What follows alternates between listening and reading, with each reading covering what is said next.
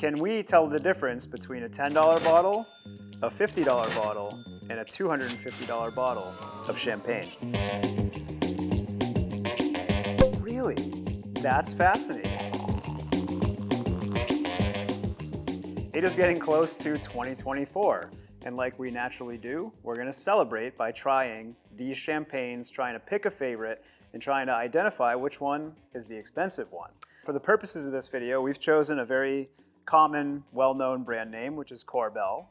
We have chosen the Moet Chandon standard champagne, and then we've taken another champagne from the Moet Chandon house, Dom Perignon.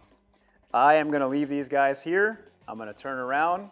This is a blind sampling. Michael and Nick are going to prepare the samples for me. I'm not going to know what I'm tasting, and I'm going to share my feedback with you guys and try to identify which one is which.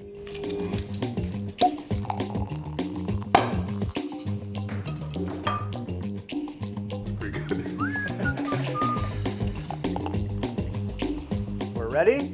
I'm bringing some of my own tasting glasses, just in case I have to transfer them over. Wow, bubbly, delicious, celebratory champagne. This is really fascinating. Hi guys. In the beer samplings that we've done previously, it's been really easy to identify differences based on color, and I'm not sure what you guys are seeing at home, but from my perspective, staring into a big window, color-wise, they all look super similar. This guy on your left looks like it has a little bit more foam going on, maybe a little bit less effervescence, but from a visual perspective, this is really tough. Now, before I dive into sampling, just a little bit of background. My name is Nate. I am the head brewer and co-founder at House Brewing Company. I am not a sommelier, nor am I a trained cicerone, but my palate has helped us become a brewery that a lot of people love, and I'm self-taught, self-trained, so any feedback that I have is purely based on my gut and feel, and I'm just going to provide that to you guys in a very unvarnished, earnest fashion. And guys, one minor technicality. To be called champagne, the wine must be produced and grown in the region of Champagne in France. Korbel is a California champagne, Brut, which is not technically a champagne, it's a sparkling white wine. You know, generally speaking, to the layman, we're comparing sparkling white wines here. The way that I'm going to go through these samples is I'm going to smell them all first, I'm going to taste through them once, and then I'm going to taste through them again, and then I'm going to share my opinions. But I'll share tasting notes as I go along, but I don't want to jump to any conclusions before I've had a chance to settle in and try all three of these. So I'm going to start on your right with this guy. Okay. Got some pear, mild acid going on, some stone fruit. Relatively expressive. Moving on to the center. Whoa. Okay. Interesting. A stark difference between those two. Like stark. Okay. Gonna go through again. First impressions. Man, this is gonna be super fascinating. Michael's giving me a look like, what's he gonna say? What's he gonna do? So first impressions, just on aroma alone, I'm not sure where I'm gonna land once I've had a second to live with these. These two on your left seem to be more expressive. This one seems to be more one-dimensional and simplistic. Let's see how they taste.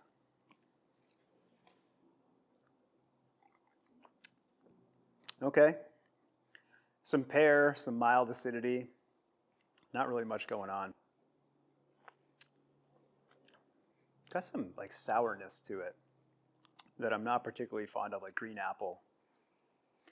Okay, moving on to the middle. I should mention that champagne shares a lot of similarities with certain styles of beer. So if you're familiar with mixed fermentation beer, for example, re-ferment that takes place in the bottle shares a lot of similarities in process to champagne. This guy's got some smokiness to it, some complexity. Got some real dryness about it. Okay. Moving on to sample number 3.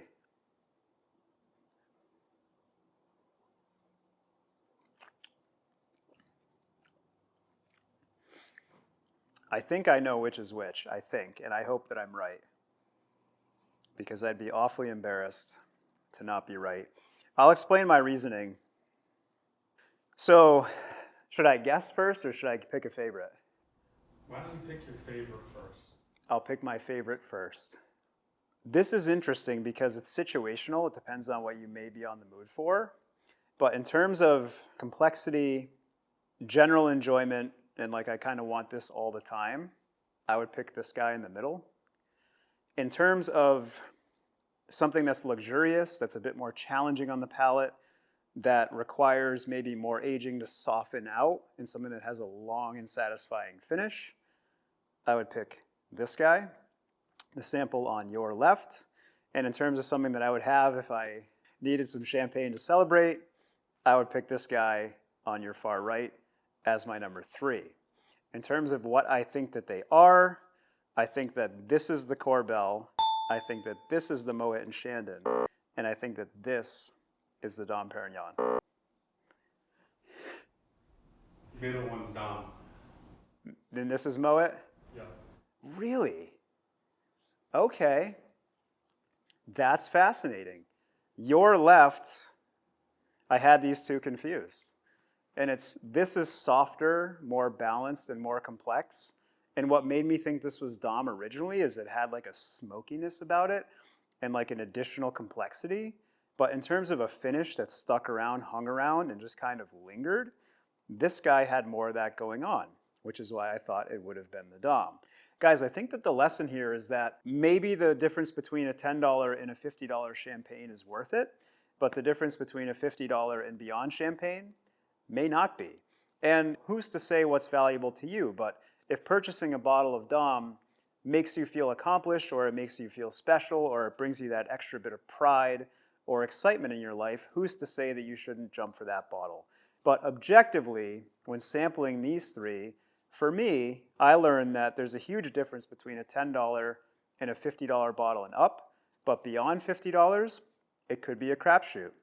In the end, a celebratory champagne is always something worth valuing, whether it's a $10 bottle or a really expensive bottle. Here in 2023, soon to be 2024, we should count our blessings and be thankful for the things that we have and have access to, because in this day and age, it's easier and more abundant than ever to get great beverages and great products in the hands of all of us. Subscribing to the channel for future content is a huge help, as is clicking the like button and commenting below.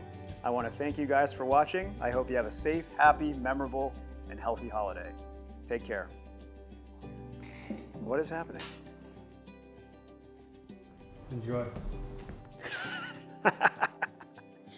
I'm going with, you dropped a high life on me, didn't you? Is it champagne and beer? It's the champagne and beer, okay.